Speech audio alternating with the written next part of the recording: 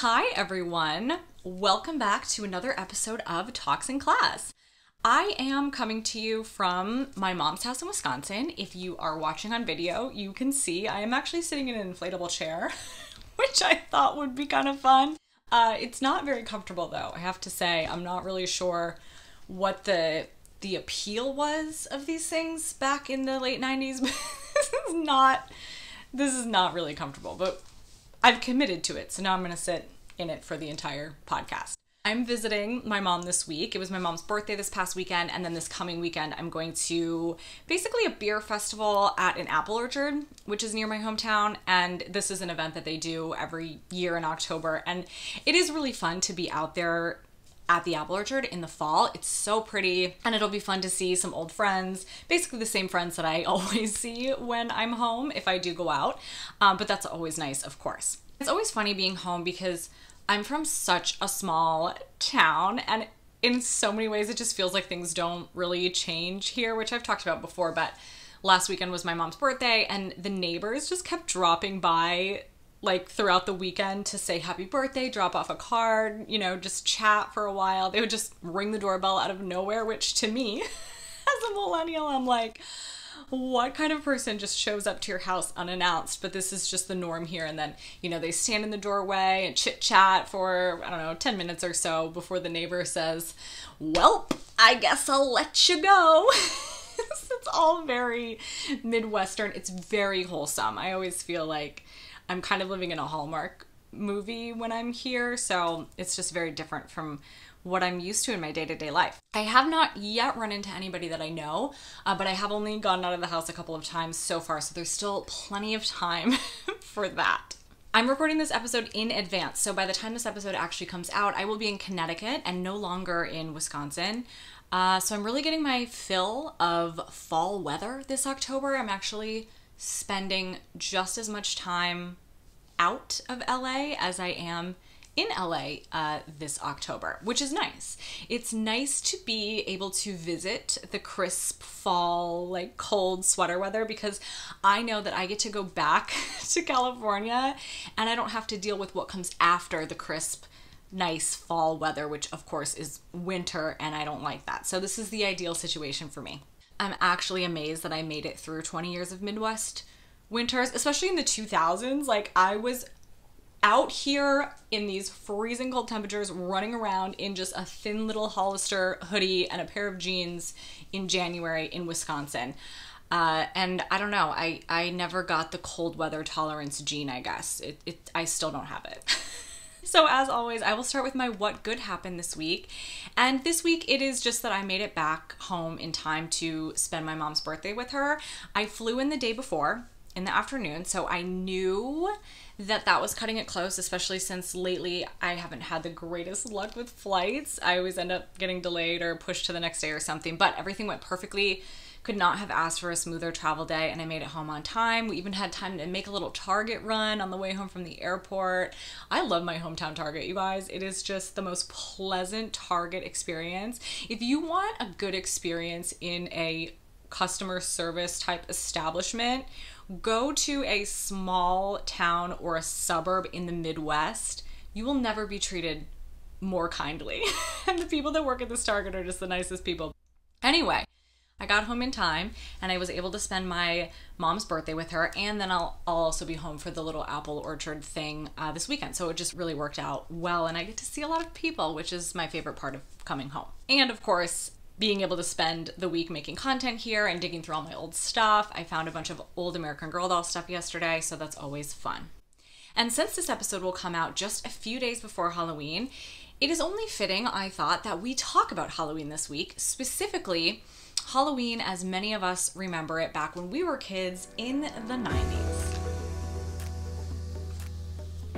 Before we get into this week's episode, just a quick reminder now that the holiday season is upon us, that if you have not yet tried my clothing rental service, Jenna Barclay Style Box, your first month is always completely free. The holiday season for me is one of my favorite times to really utilize rental. It's a great way to just get some different outfit options for all the holiday parties and events without actually having to buy a whole bunch of new clothes, especially things that you may not necessarily get a lot of wear otherwise. And because the holidays are already really expensive, I don't need to be adding clothes for parties to the budget. You don't need a code or anything to redeem that first month free. It is automatic. Simply go to jennabarclaystylebox.com, click Get Started, and that first month free will automatically be applied. It's really funny to me to think about how many things about me have really not changed since I was a kid. For example, I am still a total drama queen, as I always have been. I still love Mary-Kate and Ashley Olsen. I still require more sleep than the average person of my age. I always have. My mom says even since I was a child. And as always, my two favorite holidays are without question Christmas and Halloween. Christmas for obvious reasons, presents, long break from school when I was younger, excuse to eat cookies for breakfast, also still as an adult, and just like general cheer and jolliness. The season is happy and I love it. But I will say as a kid, Halloween was the fun holiday. It was much more fun than Christmas. Plus, there was the added bonus of obviously the absolutely disgusting amount of candy that came along with Halloween. That is kind of the point of Halloween when you're a kid, is to get candy. Between the Halloween party at school, maybe a friend's little Halloween party, and trick-or-treating. I mean, you would have enough candy to last you for months probably. Maybe several months if you weren't a total animal and tried to kind of pace yourself and not eat all the candy at once, which I wasn't very good at, admittedly. When I was younger, up until really recent years, I think, I don't remember holidays having such an extended season. Do you know what I mean? Like now Halloween season seems to start, I don't know, mid-August. I mean, it's absurdly early that we start kind of not just seeing the Halloween stuff come out in stores, but actually buying it and putting it out. I'm guilty of this. I had a Halloween fall candle burning at the end of August. And Christmas is apparently starting even earlier now, or just general winter holiday season. I heard Christmas music playing at the Starbucks at LAX when I flew out of LA on October 7th. Okay, you guys, October 7th, Christmas Day is December 25th. So apparently Christmas starts in October now before Halloween. Thanksgiving still doesn't get its season. But the point is, when I was a kid, Christmas was really the only holiday that had its own season that I can really remember. But that even didn't start until December. It wasn't the holiday season until December, really. Halloween was, I don't know, maybe the last couple weeks of October or the last 3 weeks of October. It definitely wasn't in September. September was still, where I'm from, it was apple season, okay? We could not miss apple season to cut to Halloween season.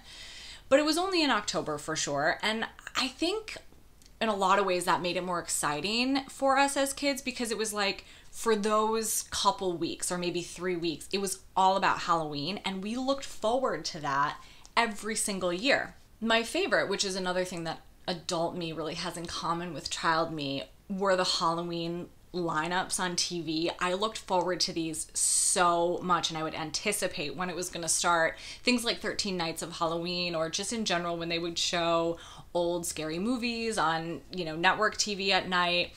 And in the 90s, we really had so many great Halloween classics. I've been watching a lot of them, so this is kind of top of mind right now. But if you think about the Halloween movies, or just the general spooky movies that came out of the 90s, we had The Addams Family, Addams Family Values, Casper the Craft, Hocus Pocus was 1993, Nightmare Before Christmas. These all came out in the 90s. And I loved watching these movies. I mean, I loved watching any movies, but of course, I was a child, so I preferred the kids-focused ones for day-to-day viewing. True scary movies were kind of reserved for sleepovers when we wanted to feel like we were being a little rebellious. But when October hit and they started to show those movies, I would, come home from school, I'd grab my little Capri Sun and my granola bar or whatever, and I would sit down to watch Hocus Pocus for the 37th time, and it signified that it was the Halloween season. And then there were the Disney Channel original Halloween movies. Disney Channel original movies, I should devote a whole episode to them, because We lived through a classic era of Disney Channel original movies, you guys. There were so many good ones. Just the Halloween ones that kind of stand out in my mind. Under Wraps comes to mind first. There was Mom's Got a Date with a Vampire, or Mom is Going on a Date. Something about mom dating a vampire. Halloween Town, of course, which I'm actually not super familiar with. Please don't come for me for that. I just don't have a very clear memory of that. Phantom of the Megaplex is another one that always comes to mind. I can picture the poster or like the advertisement for that movie so clearly all these years later. And Twitches with T and Tamara. I was fully way too old, unquestionably too old to be watching Twitches when it came out. I was in high school, I'm pretty sure, but I loved T and Tamara. I was obsessed with Sister Sister growing up. So obviously I watched that when it came out. But I think another reason why myself and a lot of kids like me really kind of latched onto Halloween and enjoyed it so much was because it's all about kind of mischief, right? It's things that you're not really supposed to be doing, like watching scary movies and just scaring people in general, playing pranks, eating massive amounts of candy, obviously. It all had this air of mischief around it. And I don't really remember my town participating much in Mischief Night, which is the night before Halloween, and I've since learned that other areas have different names for this. I had no idea, but the only thing that I really have ever heard it called by people that I knew was Mischief Night.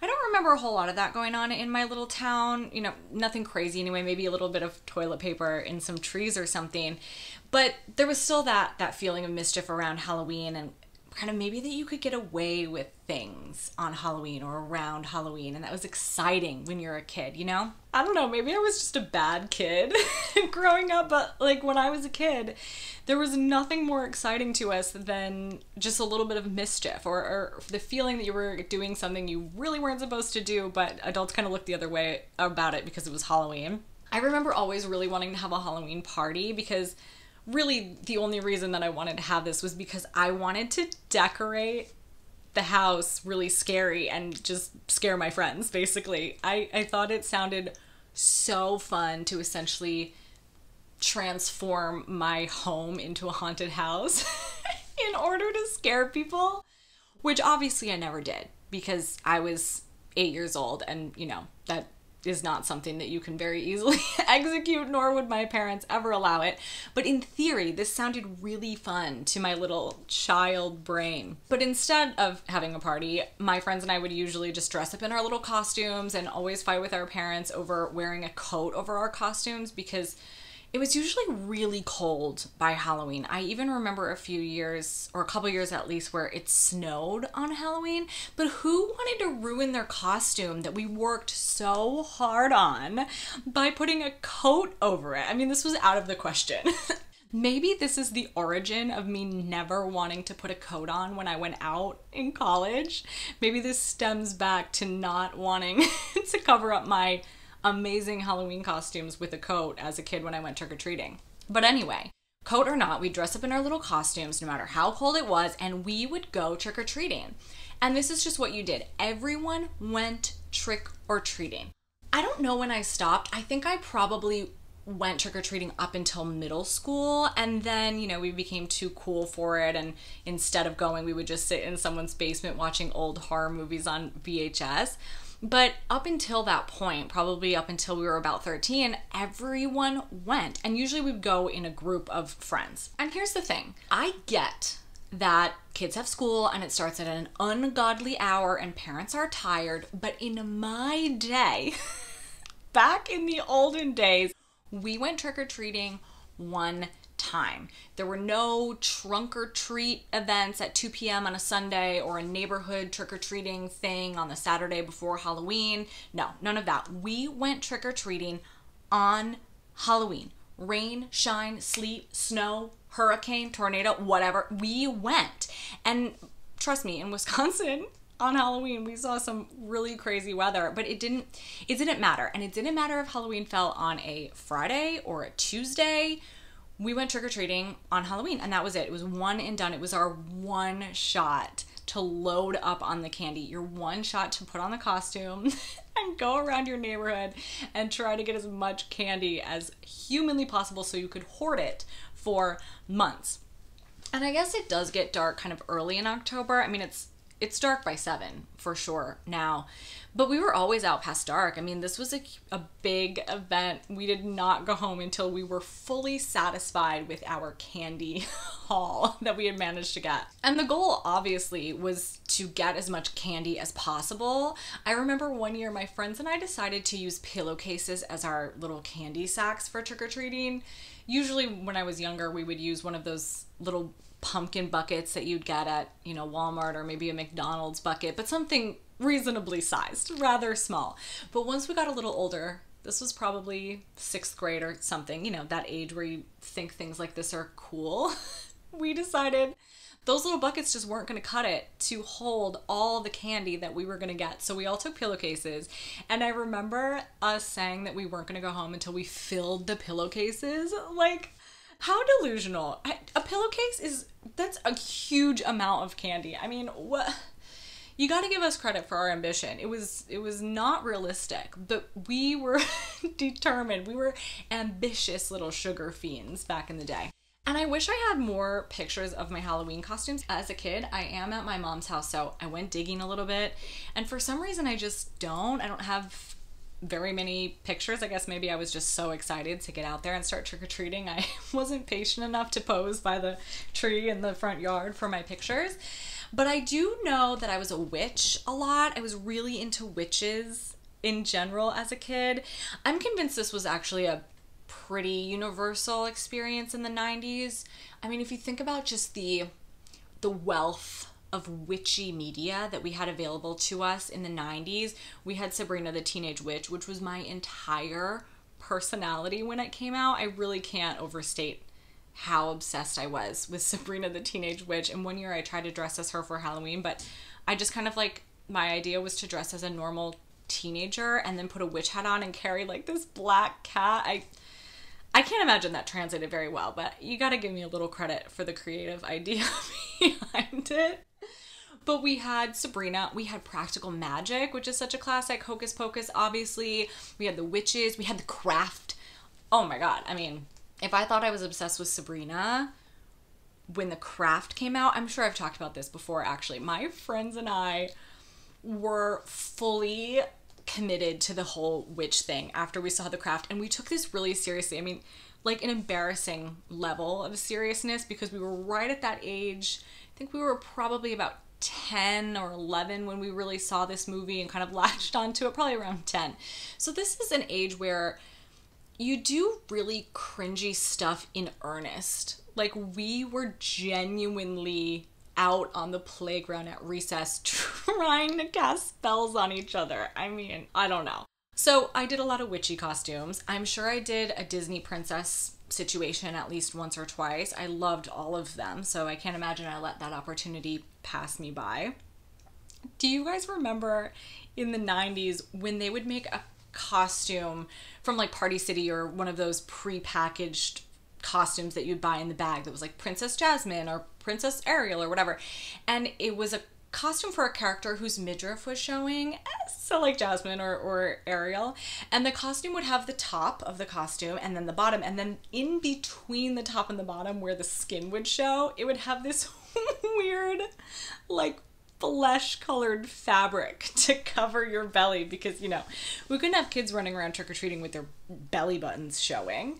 Never mind if the flesh-colored fabric was not actually the color of your flesh, because I can't imagine it matched many people's flesh, considering it was just one color. But it looked really weird, and it didn't matter what your skin tone was. It could be the perfect match for your skin tone, but it was shiny, so it looked really weird. I don't think I had one of those costumes ever, but I do remember one of my friends having it. It was Jasmine, I'm pretty sure. And I just remember thinking, what is this fabric and why does it look like that? I wonder what I was that year. Probably another Disney princess. I don't know. I don't remember. I'm actually really annoyed that I don't remember any of my costumes.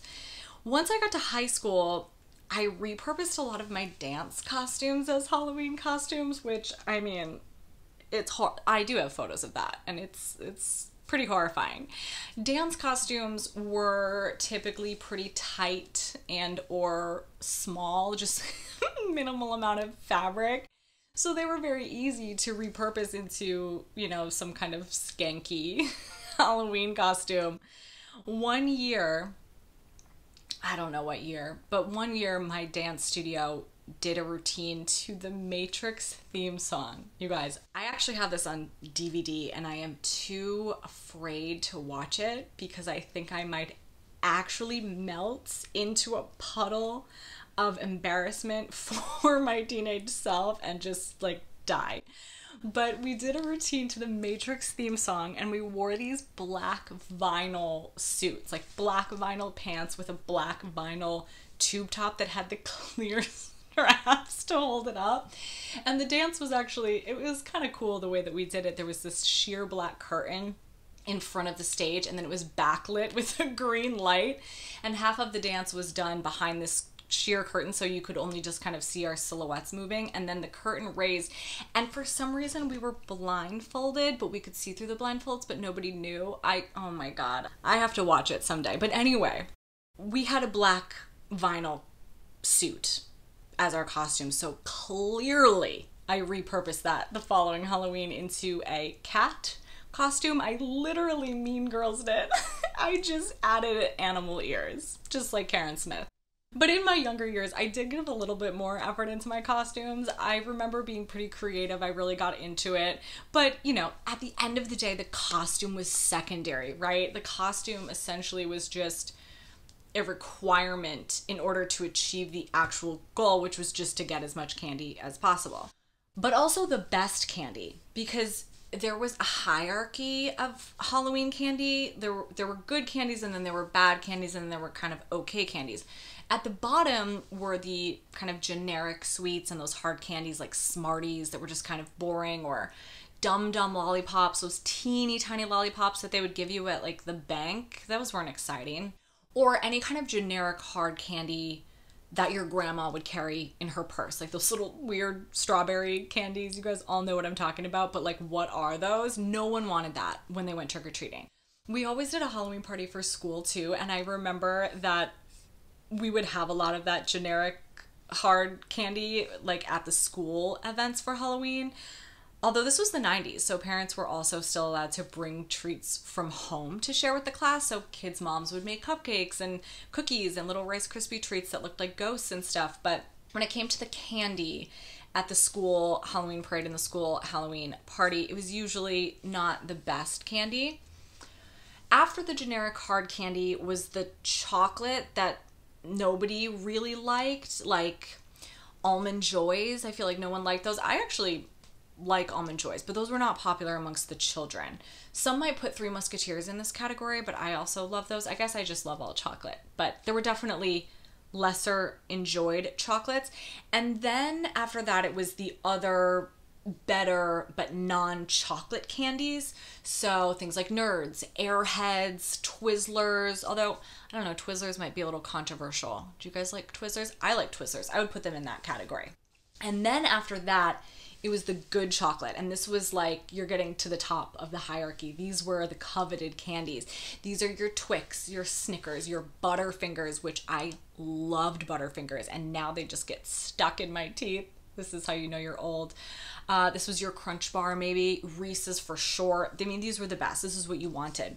But then there was a category above that at the very top that was like finding the golden ticket of Halloween candy in your little bucket.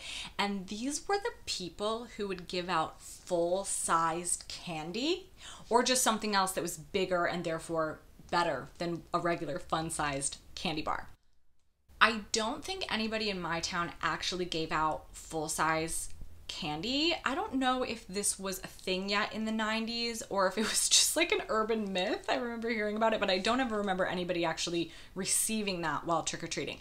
But there were a couple houses that would do like a little gift bag where they would put a bunch of candy in a little bag and every single kid would get a little bag. So it was small candy, but there was a lot of it. So obviously this was ideal.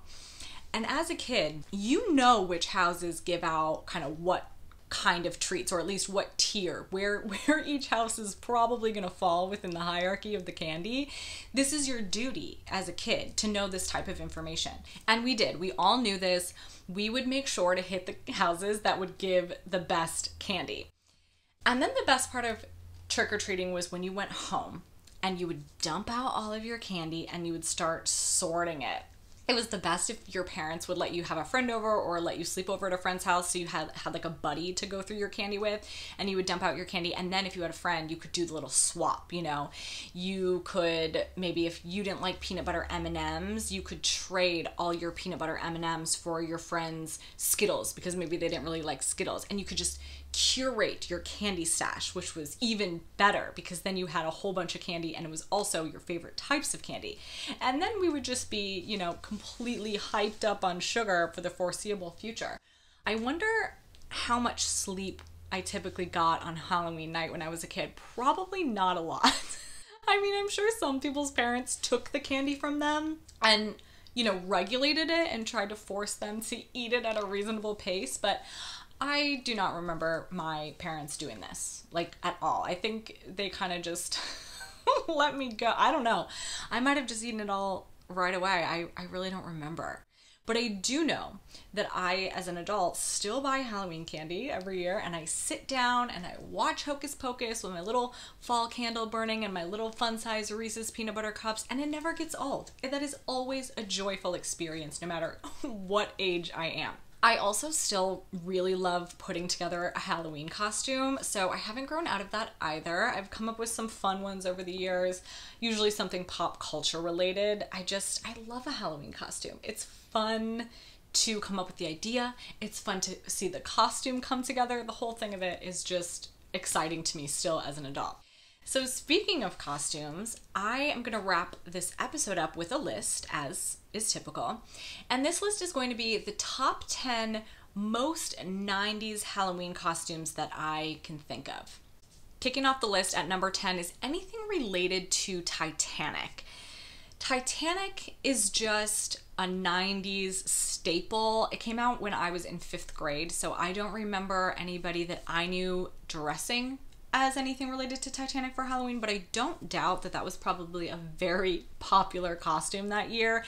And honestly, I wouldn't think twice if I saw somebody wear that costume right now. Number 9, of course, is Cher and Dion from Clueless, another costume that is still totally relevant today and I actually still see people do often. I am absolutely shocked that I never tried to do this as a kid in the 90s, because when I say that I was obsessed with Clueless, I think I know every single word to that movie. I have seen it hundreds of times. It is definitely one of my favorite movies ever made, and definitely one of the most 90s Halloween costumes that you can, or I can, think of. Number 8 is the Pink Ranger, or really any Power Ranger, but I just chose the pink one because obviously as a little girl growing up in the 90s, the pink one was my favorite. The Power Rangers just scream early 90s to me. They take me back to good times of watching Saturday morning cartoons, and that's just a really good, like, 90s nostalgia costume. Number 7 is Neo from The Matrix. This is 99, so this is very Y2K, and everything about The Matrix is very Y2K, but it is still a staple of the 90s, and when that movie came out, I'm sure this was probably the most popular Halloween costume that year because you could not escape The Matrix. Number 6, of course, is the Spice Girls, another one that I can't believe I never tried to do with my friends. I don't know, maybe I did, because I can't wrap my mind around a world in which my friends and I didn't try to dress as the Spice Girls for Halloween, but if we did, I don't remember it. However, I would still love to do this now, so if anybody out there wants to put together a group of 5 people to dress up as the Spice Girls for Halloween, give me a call, I'm down. Number 5, Buzz Lightyear. This is a really elaborate costume. It takes some dedication because you can't just like DIY this very easily, but I also just think that this is so 90s and it's very nostalgic because I was a kid when Toy Story came out and it's just like good feels. It hits me in the warm and fuzzies, so it just feels like a really great 90s nostalgia costume. Number 4, a Tamagotchi. I don't think I've ever seen a Tamagotchi Halloween costume, but I don't doubt that there are plenty of people who have done this and probably pulled it off. This would actually be a really fun one to try to DIY. You could like kind of create a big egg to put around yourself and decorate it. That could be really fun. But you just have to keep yourself alive throughout the night. So maybe people could like push the buttons and feed you. That could be fun. It could be interactive. Number 3 is Ghostface and or Drew Barrymore from Scream. My husband and I actually did this costume, I think 2 years ago, and it's one of my favorites that we've ever done. Again, something that still feels really culturally relevant, especially since they have revived the Scream franchise in the past couple of years, but something that just really strikes me as kind of a core memory from the 90s when Scream came out. It really kind of changed the game when it came to horror movies for me, so this one stands out forever in my mind as like peak 90s. Number 2, Kenny from South Park. I realize South Park still exists and is still around and people know about it, but if you didn't live through the South Park mania of the 90s, like I really can't explain how important, like we were obsessed with South Park, and it wasn't as smart as it is now. I feel like they've really taken it to a very satirical kind of cultural commentary place.